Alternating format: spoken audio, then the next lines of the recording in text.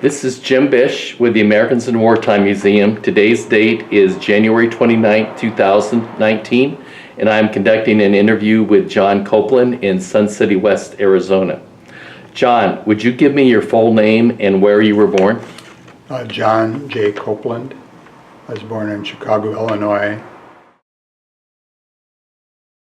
Okay, and John, did you continue, and is that where you lived most of your growing up years, was in the Chicago area? I lived there about 2 years, and then my folks moved up to southern Wisconsin, around the Lake Como, Lake Geneva area, and that's where I grew up. Okay. And So you received your schooling in Wisconsin then? yeah, went to grade school at Lake Como, and then high school at Elkhorn High School. And then from there I went on to college at University of Wisconsin at Platteville. Okay. And I've heard of that. So what was the high school that you graduated from then? Elkhorn High School. Elkhorn. And you went to Platteville at University of Wisconsin, Platteville. Did you graduate from there? Yes, I did. I had a degree in civil engineering. So I got that in about 1967. Okay. 1967, the Vietnam War had been going pretty strong for a couple of years by then. I'm assuming the story now turns to, how did you find yourself in the military during that era? What was your story as far as getting into the military? Yeah, after I graduated from high school, after I graduated from college, I got contacted by my Walworth County Enrollment Board, and they wanted to draft me into the Army. So anyhow, I looked around about volunteering, and doing things like that, and I thought, well, maybe my best option would be just to take 2 years in military, and then if I liked it, I could stay later. And so I went up to Wisconsin in September, and I was drafted and went on to basic training at Fort Campbell, Kentucky. Okay.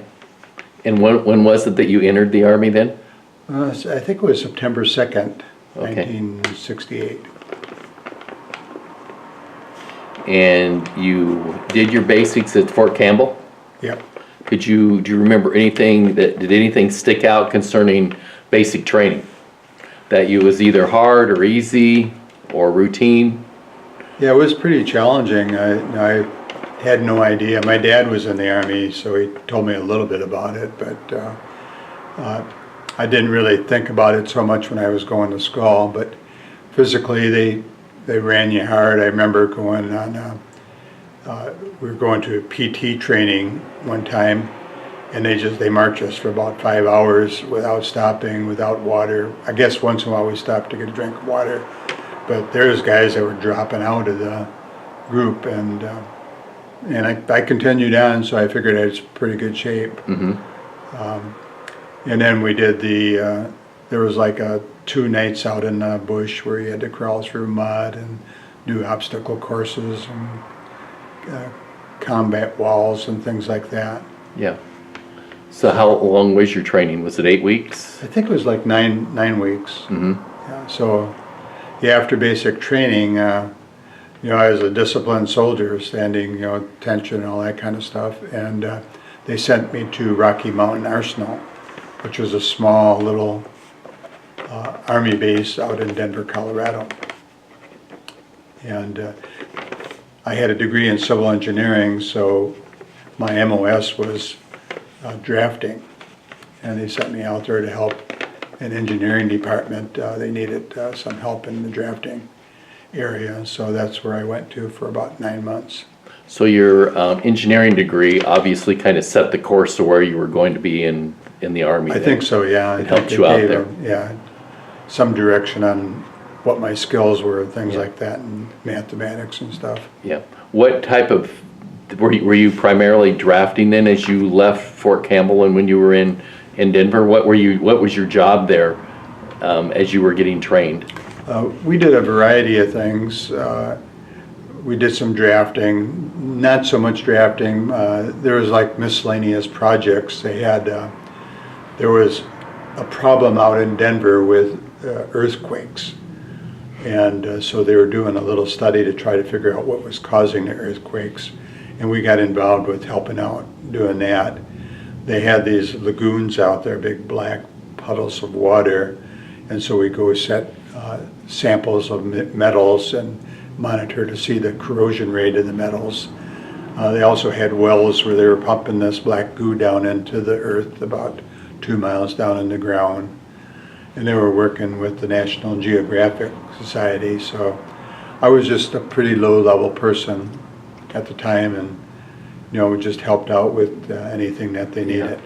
You said you had a civil engineering degree. Was anything in your civil engineering school training, did that apply with what you were doing at all? Not really. It's a pretty low-level civil engineering department. They had engineers that did the drafting and the building and the facilities out there, and really basically just did drafting and running errands and whatever. I was basically a go-to guy. Yeah. Where was this facility at? Was it in Denver, or was it out in the mountains more? It was just north of Denver, just next to the city. Okay. I can't remember the name of the town. There's a famous town there that was right next to it, but there's two ways to get into it. One was from northern Denver, and the other was from the city. Mm-hmm. That's a pretty good sized base. Yeah, yeah. And that was called Rocky Mountain Arsenal. Yeah, Rocky Mountain Arsenal in Denver, Colorado. Mm-hmm. How long were you stationed there? About 9 months. We lived in old Army barracks while we were there, and there was probably about 200 people that were there, different varieties. And it seemed like most of the people were chemists or civil engineers or something like that they were, bringing in to kind of help with the mission and at the base. Was there, so you were there in September, probably November '68 to the summer of '69, through that time period? Yeah. Was there any discussion about Vietnam while you were on base, as far as wondering if anything would lead you there? Oh yeah, everybody kind of suspected that they were going to Vietnam. I didn't think about it too much. I was single and didn't have any responsibilities and just didn't think about it. Yeah. But one time my supervisor was interviewing me, and we were talking about my job description, and he said, well, yeah, do you want me to continue with drafting as your responsibility? And I said, yeah, that's basically what I'm doing, that and other things.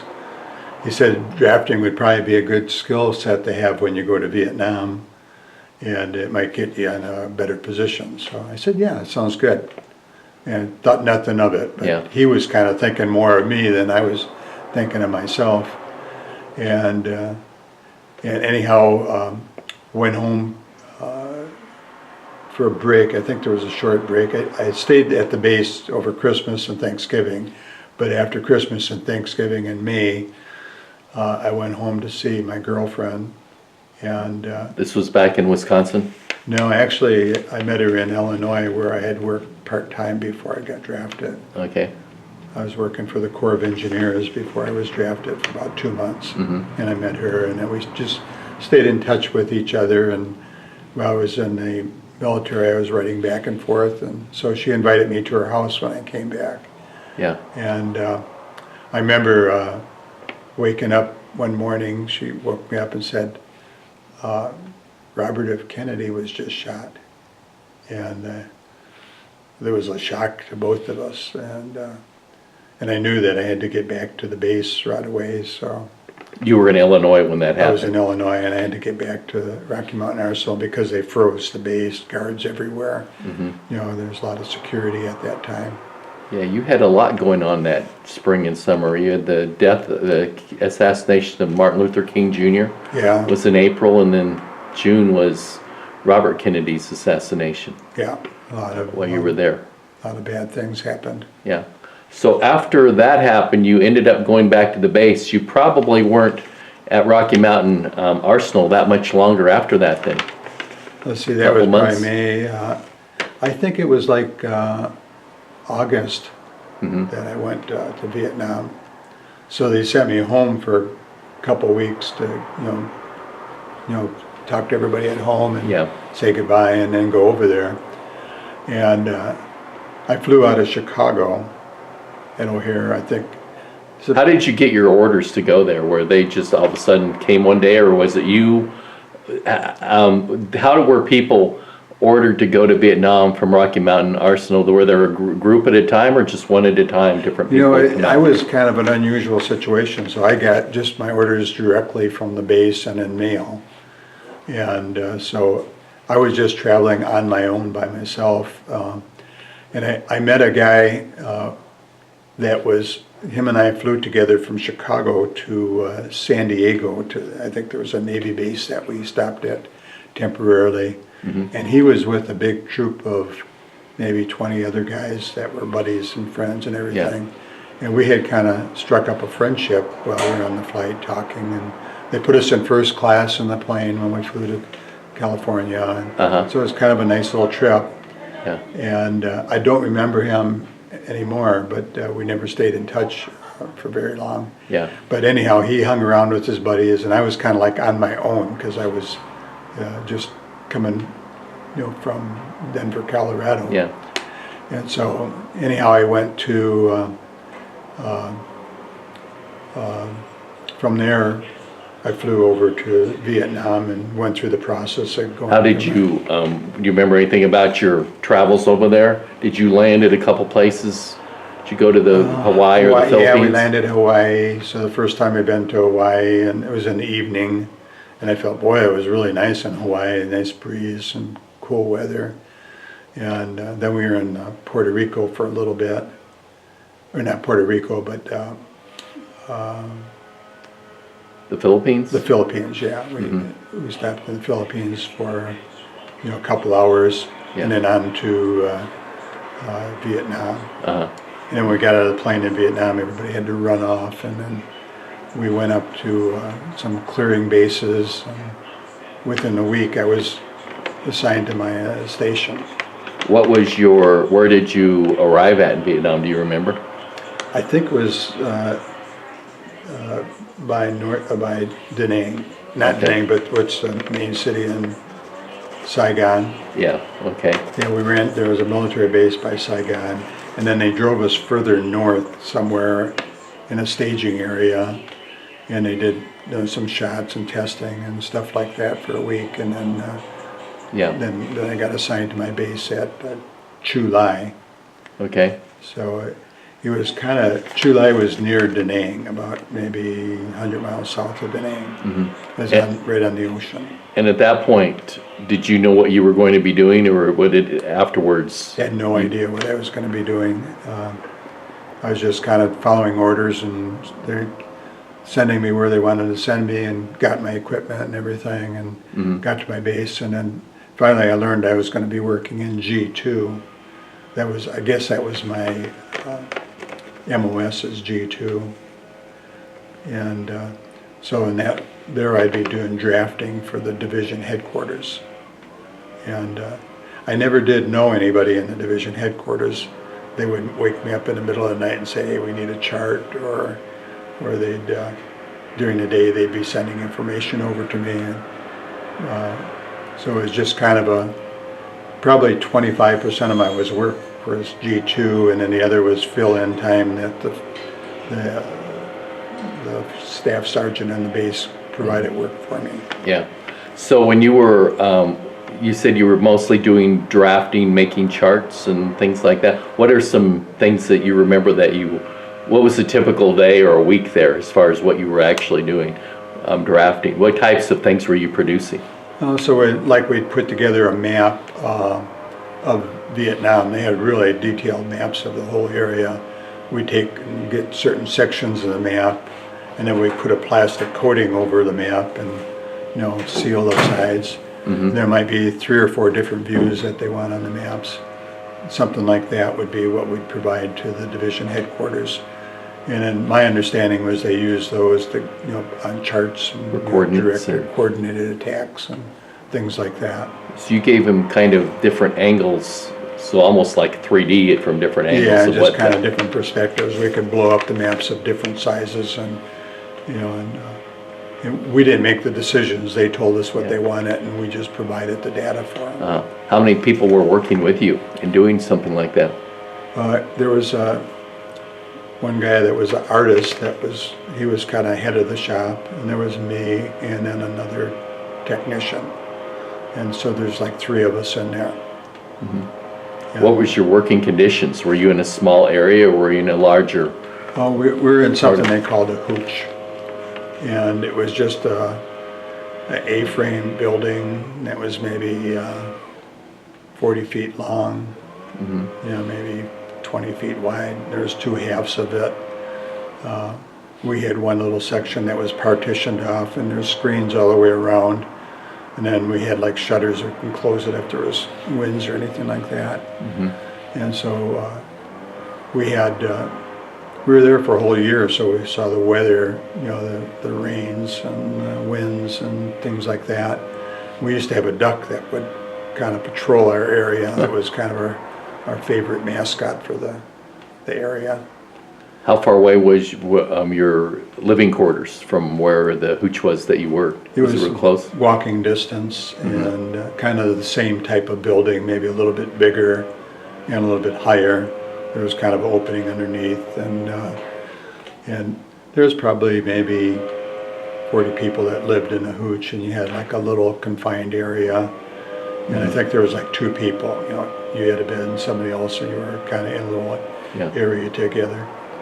And you weren't there very much. You report to work like about 6, 7 o'clock. The earlier you get up, the better likelihood you would have a good shower or get some good water to get washed up. If you slept in late, the restroom was a mess, and you just didn't want to go in there. I think they turned the water off at a certain time. So it forced you to get early bird. Get up early and get to work, and usually on Saturday morning they'd let you sleep in a little bit longer, but the Viet Cong or somebody would shoot rockets into us like about 3 in the morning. So man, everybody's up, running around, grabbing their gun, running to shelters, try to get protected while it's going on. And then by the time it's all clear, it's about 5 o'clock in the morning, you might as well just go over to your work area. So that's what a lot of times happen on Sunday morning. So you were, that's what I was getting to. Did you have any instance where incoming would come in? But it sounds like you were fairly close, at least the Viet Cong were operating somewhere in your area occasionally. Yeah, we'd hear reports that a guy got hit or somebody got hurt, but I didn't see anything in our area, and I never got hurt or anything. How close did some of the incoming get to you? Do you remember anything or seeing the damages from any rocketry or anything like that? No, I don't remember seeing it. Just hearing it. It was kind of in the area, so our only means of getting around for myself was walking, so I couldn't get too far away from the area. Some friends of mine had Jeeps where they would drive the commanders around in different places, and they maybe got a little bit more exposure in areas, but I was pretty well confined to my location. How often would this happen? Was it once a month or 2 or 3 times a month, or more often or less often than that? When we got there, it was pretty often, maybe every other week, usually on Sundays, but could be any day. And then gradually it kind of petered out, where my last few months there, hardly ever. Okay. You mentioned Saturday you usually you often sleep in a little longer before you went to work. Sunday. Sunday? Yes. Monday through Saturday was work day, and Sunday was kind of like your day off. But what did you do on your day off? Or was that normal to have the full day off? Go to work. Yeah. There were sometimes shows around the area. In the evening, we'd go to some, if they had a show going on somewhere, we'd go to a show. Yeah. And that kind of thing. Do you remember, it appears that you were there in the fall. Do you remember celebrating Christmas over there? Yeah, it was kind of, I really lost complete touch with what was going on in the United States. There was no TV, radio wasn't good. My only communication was with letters from home and from Rosemary. And they tell us rip the letters up and destroy them because you don't want to be caught with those letters. So I got rid of all the letters as soon as I could. And so that was really my only communication. They had a TV room that you could go to, but the TV was black and white, and it was really hard to see. So I hardly ever went there. Yeah. And so I really lost touch. I remember watching President Johnson on TV giving a speech one time, and that was probably my only recollection of what happened in the United States. So you kind of really lose touch with what's happening here in the country. How was morale when you were over there? In that time period, it appeared that a lot of places morale was going down among military personnel over in Vietnam. How did you feel as far as your observation of your location, as far as Army morale, soldier morale? I didn't see it going down. They had me volunteer one time to go to a Vietnam ceremony, and we had to go and practice parading back and forth to get kind of familiar with parading. And so they sent us I'm not sure exactly where it was at. We did the parading, and then we did that for about 2 weeks. And after 2 weeks, they had us load us onto a helicopter, and they flew us somewhere. We went into a parade, and we were all kind of dressed up, kind of scraggly, and the Vietnamese were in their real proud, fancy uniforms and everything. And so it was kind of to honor the Vietnamese country. And they had guns and dogs, and so we were in there. We were at the end of the parade, and then as soon as we got done, they hopped us back on the helicopter and dropped us off at a location that we had to wait to be picked up at. So that was kind of an interesting experience. And you don't know where it was, or you had it far enough away you'd be helicoptered It in? had to have been in one of the big cities there, probably. Yeah. But I don't remember what the name of the city was. Yeah. That's interesting. So were you working, when you were drafting, were you working on similar type things most of the time you were there? Just different parts of a map and producing different views? We had probably another portion of our work was like maybe a Department of the Army needed some charts and things to show a presentation of what they were going to do with the remodeling of something. So we'd provide data for that. Our leader was he was an artist, so a lot of times people would come in and they would want to get artistic type projects drawn up for programs. So he'd provide that data for them. He was kind of lucky. He was in an infantry unit, and he got wounded, and they sent him back to the base before I even got there. And they found out about his artistic ability, so they said, "Hey, we're going to keep you back here to do more of this type work." So he was really lucky. Yeah. So who did you report to when you were there? Was it him, or did you have a commanding officer that you reported to occasionally? I wound up being a Spec 5, and he was a Spec 4 when I was there, and then eventually I became in charge of that little unit, and then there was a first sergeant, or there was a staff sergeant that was kind of head of our little group. He was kind of the commander of the base, and then we had a commanding sergeant that was the head of the whole unit there. And there was probably maybe about 25 of us or so that did different things. Yeah. And so it was a pretty diversified little group there that you had there. Yeah. Doing a variety of different things, it sounds like. Yeah.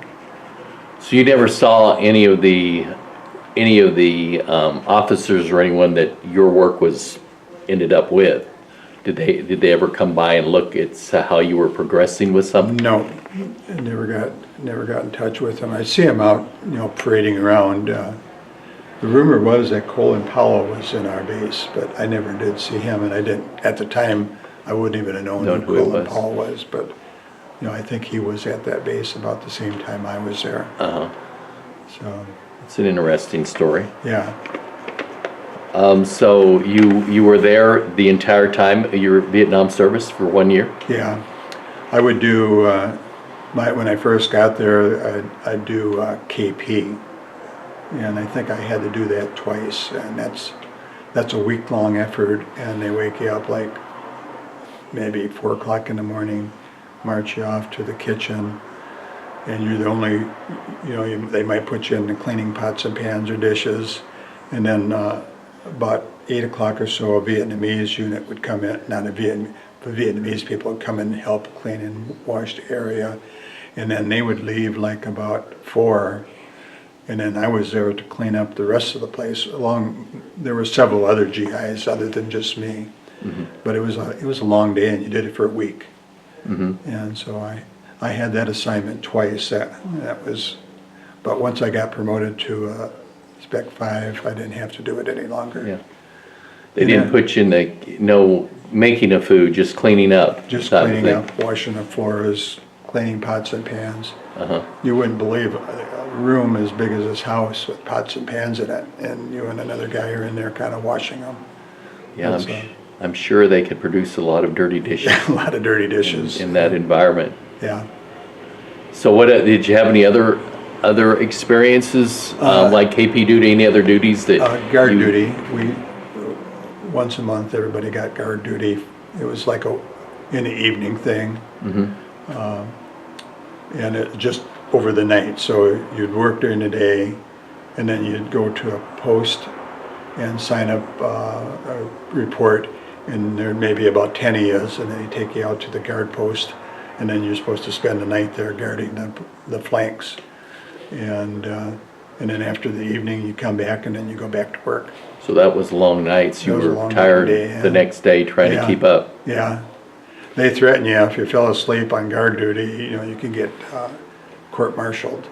So everybody's trying to keep themselves awake, Right. You're fighting to stay awake during the day. Were you alone during guard duty, or was there a couple of you that were on guard? Usually there was 2 of us, sometimes 3.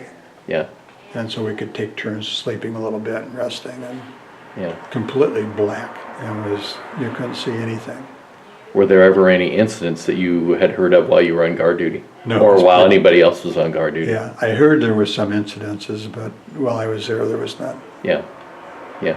I never fired my M16 except in practice. Yeah. So was there any unusual stories or anything that was funny while you were over in Vietnam that occurred No, in there your was camp? one time they were looking for some GIs to go to a place called Mount Baldy, and I said, okay, I'll go and just to get some variety. And Mount Baldy is kind of one of these bases hills out in the middle of nowhere, and so anyhow, I was kind of interested in seeing what it looked like, and so anyhow, got up early in the morning, reported with the unit, and put all my gear on and everything like I was going to combat. And then we were in a Jeep, traveling down the road. They stopped there's like maybe about 10 Jeeps that we had. They stopped us for a while because they had to clear the road. They spotted some guys that didn't look right on the road. And then they checked, made sure there was no bombs or anything on the way. But anyhow, we got there after probably about 3 hours of driving. And then we unloaded their supplies, talked to the GIs that were there, kind of gave them a little company, and relieved them on some of their assignments and things like that. And it was just kind of a bare hill, kind of surrounded by bricks and rocks and things like that. And they said they had been attacked a couple of times, but nothing serious that I had heard about. And we weren't planning on spending the night, so about, I think, maybe 2, 3 o'clock, we started organizing to go back. And this this truck assignment going back was probably, it had to have been 2 miles of trucks and tanks and tractors and everything. And anyhow, we were kind of in the middle of the pack, and you see little Vietnamese boys and girls waving to you, and you throw them, you had bags of candy and stuff like that, you give to them, and they seemed to be pretty friendly, but you never knew. Sometimes when you stopped, they'd want to come and play tic-tac-toe with you. And they were pretty good at the tic-tac-toe game. And so, and we'd always play them for $1. And they'd always beat us, so we'd give them $1. And so that was kind of a fun thing we used to do with them. Interesting. Were there any adults or parents around while they were doing this? Yeah, everybody kind of lived like in a little hooch. It could be like a 12 by 12 building. The front part was where they did all their cooking, and the back is where they slept, and that was kind of their house. That's where they lived, and they were right next to each other. And one here, one there. They were just kind of right next to each other. Yeah. And so everybody was, that's their homes, just little shacks like that. Yeah. They had straw roofs and whatever they could find for the sides. Mm-hmm. Did you have any other reactions while you were normally on base with any of the natives that were in the area? The native Vietnamese people, were they kind of a distance away? Or were they close to you at all? We had, there were some military that were assigned to our area that we got to talk with. And so I communicated with some local people. We'd kind of chat about, was this war good, and should we be here, and that kind of stuff. And then the ladies that worked in the cafeteria that I worked in, they pretty much just kind of stayed with themselves, really didn't communicate with them too much. And then we used to take some laundry once a week. We'd take the GI's laundry to down to the village that was real close to us, a small little village of maybe 1,000 or so people. I'm just guessing on that number, and where they had these little hooches and where the people were there, and they would do the crossword puzzle with those guys too, and with the kids, and you'd see them smoking cigarettes, and just little guys that maybe 8, 10 years old. Yeah. And anyhow, the women would take our laundry, we'd communicate with them and give them the the clothes, and then a couple days later come back and pick it up. And I did that a couple times to help out. Yeah. Was smoking or drinking, was that often out there? Were you given cigarettes in your rations or things like that? You mentioned smoking with the Vietnamese kids. Yeah, I don't know where they got their cigarettes and stuff like that. I didn't provide them any of that stuff. I did smoke at the time there, but I usually did it on base, and I didn't smoke a lot. Yeah. And I've never provided them with beer or drinks or anything like that. That was, if you got caught doing that, you'd be in trouble. Yeah. So I just stayed away from doing that kind of thing. Was smoking and drinking beer and stuff like that quite available on base? Yeah, it's pretty. I don't remember seeing. Well, my guy that was the artist, he was kind of he had trouble drinking. He maybe was a little bit of an alcoholic, so he drank a lot. But I didn't see it in general. I didn't see a lot of people drinking and causing troubles other than him. Most people were somewhat professional doing their jobs. Yeah. Keeping to it. Yeah, you're in kind of a division headquarters, and a lot of people are, there's a lot of officers around. Mm-hmm. I did have KP one time in the general's cap. The colonels had trailers that were there, and then the general had a house, and then they had like a kitchen area where the general would go to eat his dinners, breakfasts, his lunches. And one time I got assigned to help out in the general's area.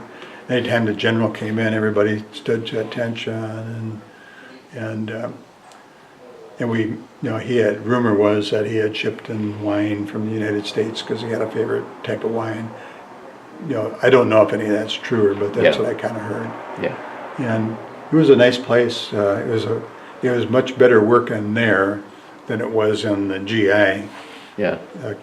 cafeteria. And it sounds like because of where you were at with your headquarters there, a lot more professionals as far as education. The men probably had much more as far as college experiences, or at least college degrees too. Yeah. And so you were in a much different environment than a lot of people would have been Yeah, with their experiences over in Vietnam, yeah, yeah, doing more of a professional jobs, what you were involved with. yeah. It was a division headquarters, Yeah. so there was like a lot of senior staff and things. So I was pretty lucky to be in that location. One of the guys that came to my position, my location, he was a commercial artist by training, and anyhow he volunteered to be.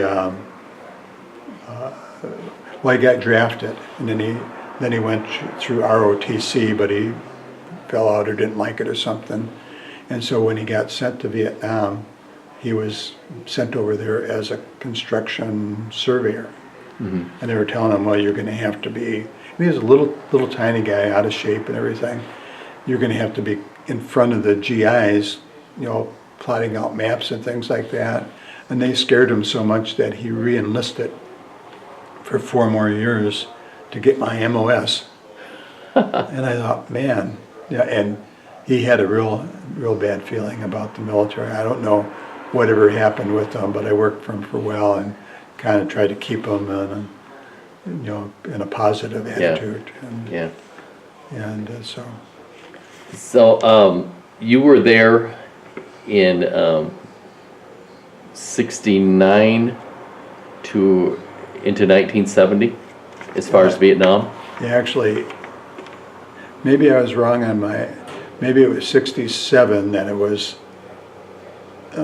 drafted in the Army. 68 I went over to Vietnam, and I came back in 69. Okay. So I might have been missing Okay, some of that's the dates fine. earlier. And so you had just preceding you getting over there. Of course, the Tet Offensive had taken place and all that. Yeah, it just over there. happened prior to us getting there. Prior to you getting there, which was a little tense time actually. It was. Arriving in Vietnam. Yeah. With all that Because- activity. Yeah, we drove by some places they were showing us that got blown up and destroyed during that Tet Offensive, so it was kind of a nervous time. Yeah, yeah. And so you got out of there in 1969. What was the process? Now, I'm assuming you knew the end date that you were available to leave Vietnam. How did that process work, and did they give you an opportunity to spend more time in Vietnam before you left Vietnam? Yeah, you had that opportunity if you wanted to extend, and there was also, I think Nixon decided to let people go a little bit earlier, so I think we got out maybe a week sooner than we should have. And so kind of an interesting thing is that fellow that I met in flying out to Vietnam, I ran into him on the way back.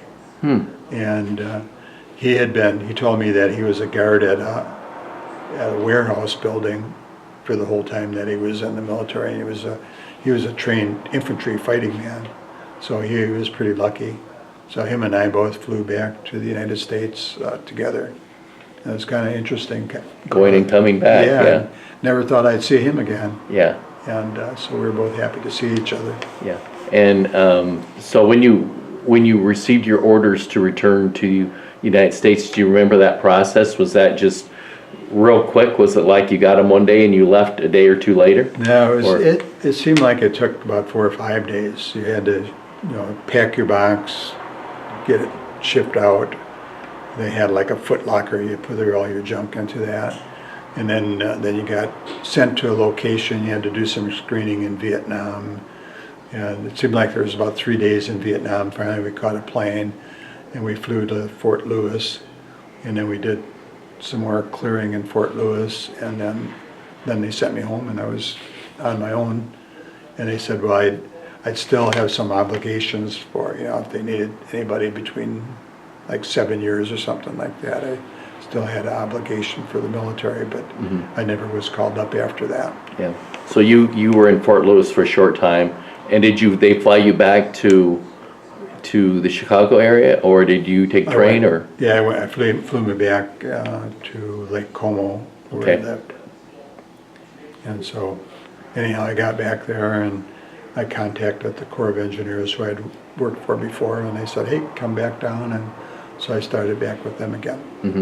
Roughly about 2 years later after you'd left them. Yeah, exactly. And we're kind of just getting ready to wrap this interview up, but your military, 2 years of serving in the military and your 1 year over in Vietnam, has that benefited you in your later job? Did you learn anything that helped you in your later work experience, or benefits any other way from your Vietnam experience? Well, you know, Vietnam, I remember walking around in my hometown area, and, you know, you had short hair usually when you're in the military, and there was people that didn't like us. Yeah. People were really critical of the Vietnam veterans, and it felt that way for a long time. And but I put it aside and didn't let it bother me, and just kind of went on with my life, and, you know, I didn't think much of it. Lucky I didn't get hurt or anything, or get any bad experiences over there. And so it put me behind 2 years compared to the guys that I started working with. But, you know, I look back at it, and it wasn't a bad experience. You know, I'm not sad that I did it. I don't know if I gained anything tremendous about doing it. Yeah. And then when I retired, the first person that ever said thank you for your experience was the colonel at the Corps of Engineers that kind of gave the going away dinner for me. And he mentioned that I was in Vietnam, and he thanked me for the service. That just kind of stood me back a little bit, that anybody would feel that way. Yeah. And now everybody's kind of liking the military, which I think is a good idea. Yeah. Yeah. It's is there anything that you'd like to tell somebody that might be watching this video 20 years down the road, as far as if they're thinking about military service? Any advice you could give someone about military service? Well, I met a lot of military people when I was with the Corps of Engineers, and, you know, in my experience after the military. And the professional people in the military are very talented people, good people, hardworking people. Now, I wouldn't discourage anybody from a career in the military if that's something that they'd like to do. But you know, they kind of keep us from having a big war. Yeah. You know, that's a great thing that the military does. So if anybody has that inclination, I think military is a good assignment, and especially if you become an officer, you know, if you go into that route. Yeah. Quite talented people that go in the military. I think so, yeah. Especially, you know, they get into some of these military academies, and there's some pretty brilliant people that end up with a career. Yeah. Well, thank you, John. Melinda, thank you for your service, and thank you for the interview. You're welcome.